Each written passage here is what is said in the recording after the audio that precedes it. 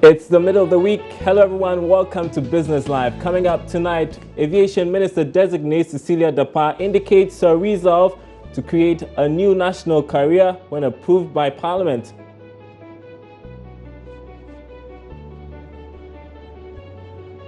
Also ahead, Tullow Oil hints International Tribunal hearing the maritime boundary dispute between Ghana and Ivory Coast expects to give its ruling by October this year.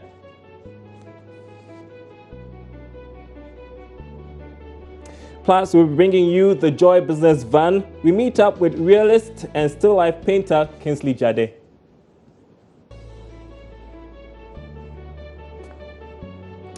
My name is Daryl Kwao. Thanks for being with us.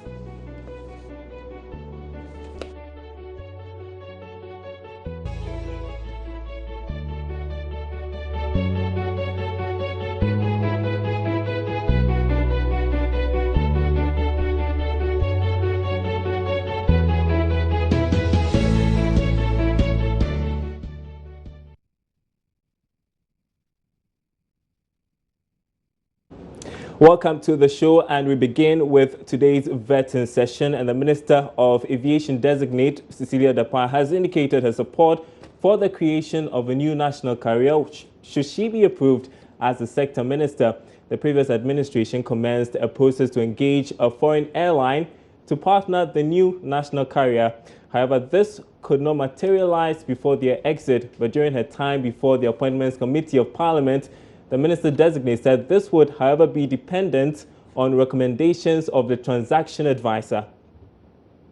18,000 passengers by British Airways annually. And the whole world, for instance, we have 7 billion people traveling by air.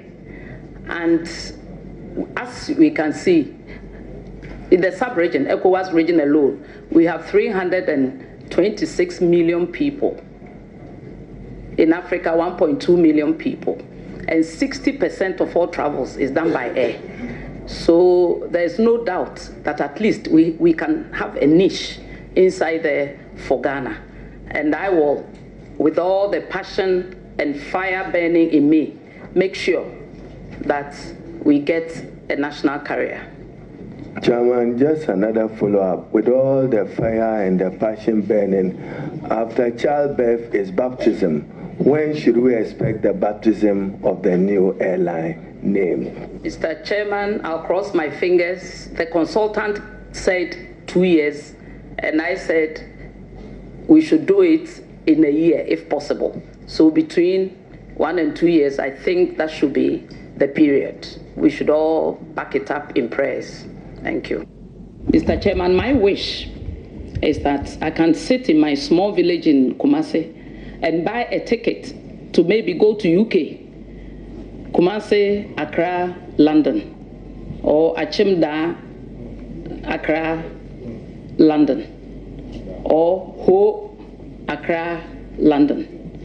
That is why I was just saying that I will sit down with them, get their first time, because I can sit here now, assume that I know all the reasons for their dwindling fortunes. I don't, because I'm yet to meet with them and to talk to them, so I can safely report back to the committee if the need arises. To Germany now, where the International Tribunal hearing the maritime boundary dispute between Ghana and Ivory Coast is expected to give its ruling by October this year. Tullow Oil disclosed this to investors in London after releasing its financials for 2016.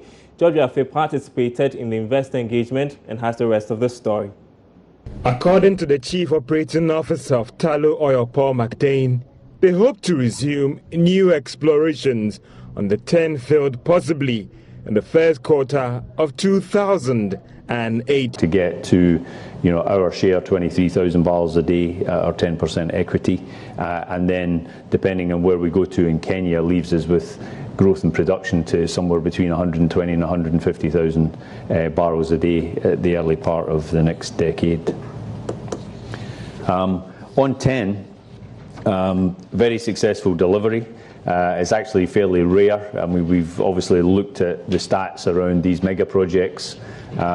and actually the performance of the team on 10 puts them in the top, well into the top quartile of global industry project delivery, which I think is, it kind of shows a company of Tullow size can deliver these mega projects as well as anyone. It is disappointing we can't take advantage of the facility, which we've tested at well over 80,000 barrels a day. He also disclosed that the current insurance arrangement in place has helped to minimize the expected loss from the Jubilee shutdown on its operation.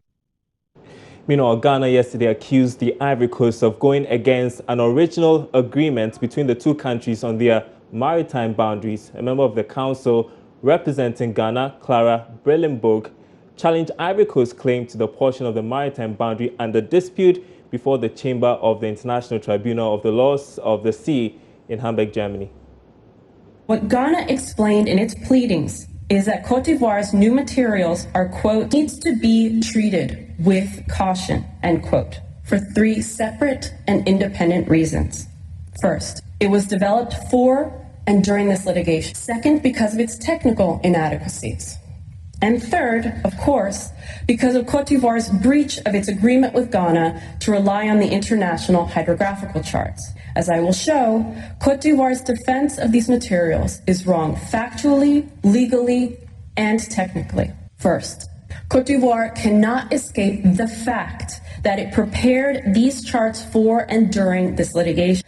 Côte d'Ivoire cites to the March 2014 work proposal by its expert, Argans, as evidence that it decided to produce new charts 5 months before this litigation began. But by March 2014, Côte d'Ivoire had already threatened Ghana's concessionaires to leave the disputed waters.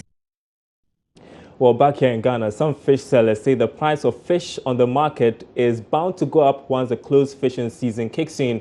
Trawlers are prohibited from fishing on the country's waters during the 2-month ban, which spans the entire month of February and March as part of measures to replenish the depleting fish stock in the seas. The Fisheries Commission has ruled out any negative impact of the 2-month fishing ban on supply and thus price of fish on the market. But fish sellers at the Tema Fishing Market, however, tell Joy Business the impact of the ban on the price of fish is inevitable. This is the first time the closed fishing season is being introduced in Ghana. There are therefore concerns it could lead to short supply of fish and by extension higher prices on the market. Fish sellers at the Tema Fishing Market have been explaining such concerns. Yes, sometimes the price in the cost because now coastal no. Around that time, there will be no fish from the harbors. We will only have fish from the cold stores, so the price of fish will certainly go up. It is affecting us. The price of fish has gone up. A carton used to cost us 32 million, but now it's 47 million, and the yellow fume is 55 million. The closed season started on Wednesday, February 1, and will continue till the end of March. At the center of it all are industrial fishermen or trawlers operating on Ghanaian waters rather than canoe operators. So this is the Tema Harbour, a home to about 100 fishing trawlers and several other smaller vessels like the canoes and semi-industrial trawlers. Now, according to statistics, the fisheries sector contributes about 5% to Ghana's agricultural earnings. That means that lots of money is being generated from this particular industry. However, there has been issues of depleting stock of fish in our waters. So to address this particular issue, the Ministry of Fisheries and Aquaculture has come up with a 2-month suspension of fishing in order to allow the sea to replenish its stock. So if these guys hadn't come in,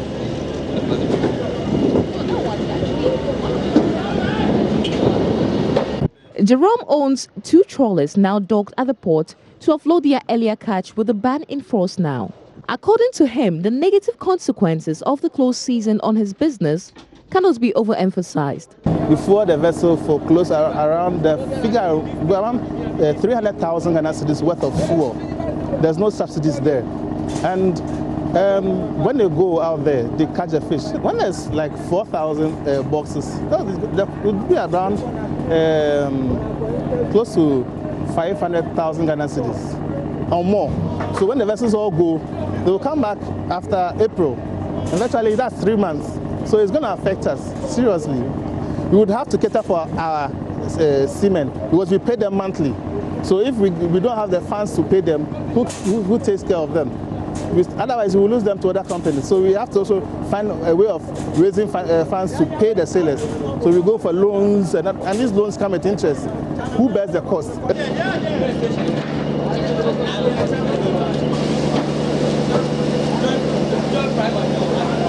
Some office workers also lamented the far-reaching consequence of the ban on their employment status. It will affect us because this work we are doing, if a day where they give us 200 a day, so 2 months where it will affect us. And moreover, if we come to get money, unless we still keep the fish up before we get something, our money will be up.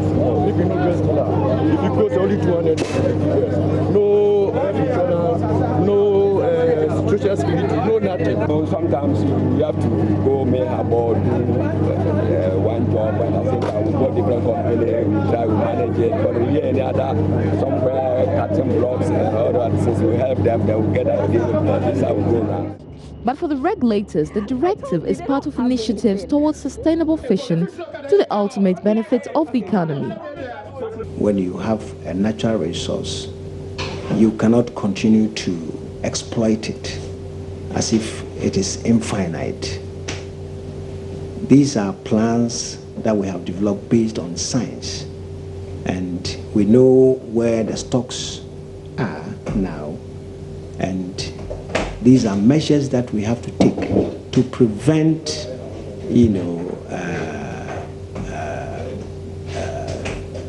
the situation where when they go fishing, they will not even get fish. So these are measures that will ensure that in the future we will have fish. The Ghana Industrial Trawlers Association also says it is exploring alternative ways to ensure the supply of fish on the market is not unduly affected by the temporary ban. Oyeman Ofori Eni is the board secretary. In fact, we started exploring fishing. The other members who already have, not everybody, but we are trying to access fishing rights in other countries for all members. That's one. Going into aquaculture as an association is something that we are also prospecting. So that's another one. We're looking at importation of fish on a long-term sustainable basis, because closed season is going to be a feature of our arrangement for the next 5-6 years. We are not looking at one term or one trip importation. We are looking at a long-term 5-6 years sustainable.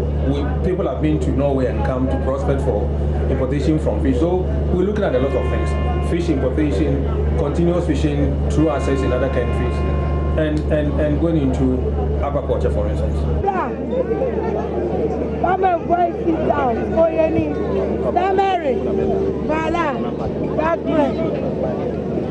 Each trawler produces between 200 and 400 tons of fish per trip, and within 30 to 40 days, as opposed to a canoe operator who produces less than 1 ton per trip on daily basis.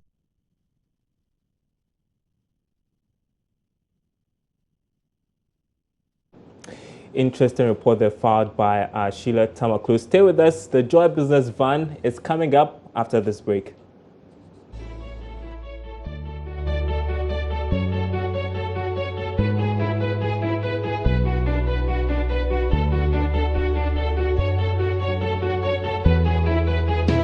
Welcome back from that break, and it's time now for the Joy Business Van. In his living room, now 10 studio, Kingsley Jade creates his masterpieces. At 27, Kingsley is aiming to become one of Ghana's most sought-after realist and still life painters. The Joy Business Van today takes you on a trip to Dodowa in the Shire Osudoku district of the Greater Accra region, where his studio is located.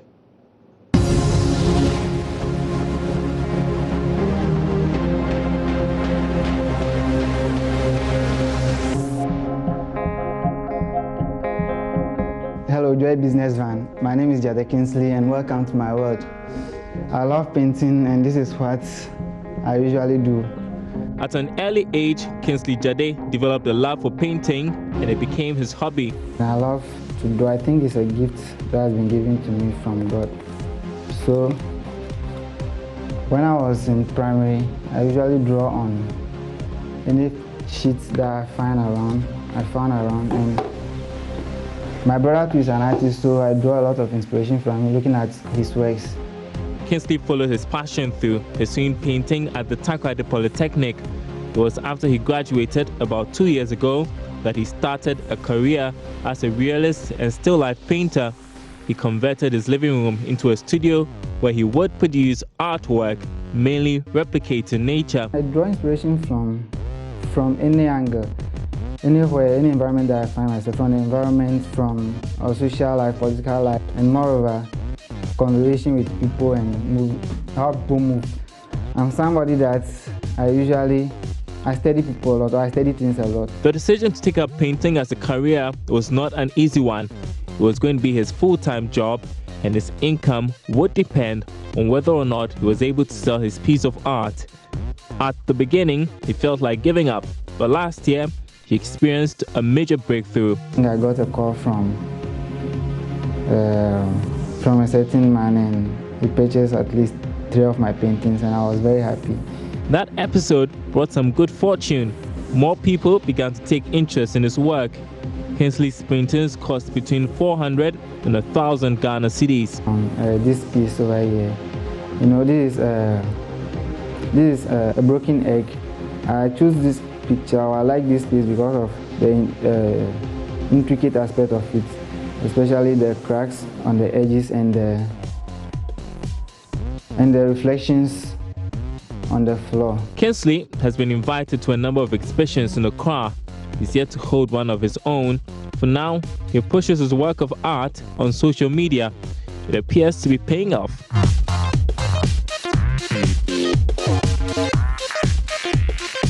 So how does he feel when his paintings get sold? I feel excited. You know, sometimes whenever I finish a piece, myself, I look at it, I'm always like, wow, did I really do this? Sometimes I feel overwhelmed.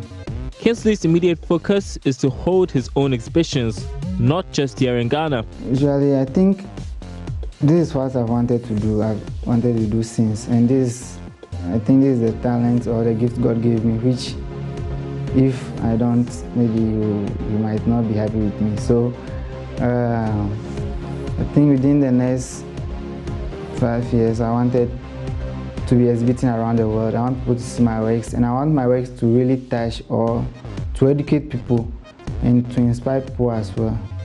Kingsley does not regret pursuing painting full-time. He hopes to change public perception that painting is a mediocre job. Kingsley believes how far one can go depends on how far one can see.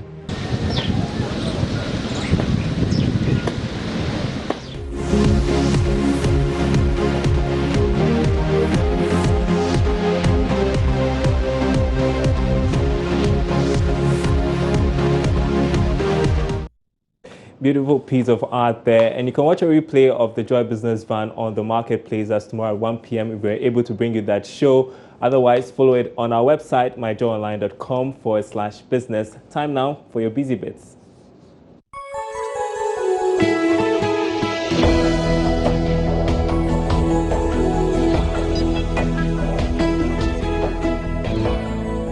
Today's tip will help you set the line spacing in Microsoft Word. Here's how to set some text in Word to be double spaced. Highlight the text you want to double space. Click on Format on the menu bar and then select Paragraph. In the window that appears, look for line spacing and change it to double. Then click OK. Another paragraph setting that you might want to experiment with is indentation, where you can set your text for hanging indent, which is used for bibliographies.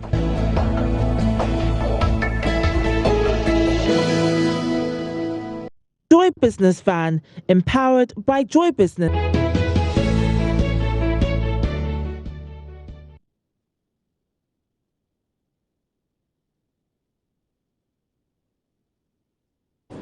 We want to bring you our interview of the day now, and the head of banking supervision at the Central Bank, Raymond Amanfo, has been speaking on the subject of recapitalization for commercial banks.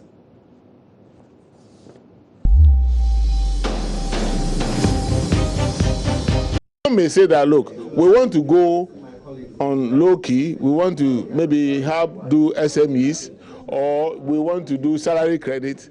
For that matter, the loans are purely backed. We don't want to go into any derivatives, and that we want to remain simple, do just LCs and that. And therefore, the risk related to this is not much.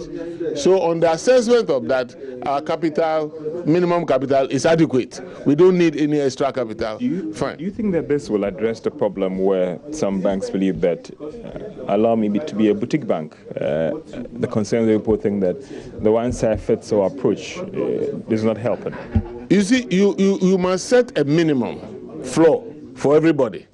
We all talk about level playing field. Set a minimum. Then depending on what the boutique you want to operate, whether you want a very high-class boutique, you want to go into derivatives, you want to go into swaps, you want to go into forwards and all that, that has its own risk. And you must have capital to meet that.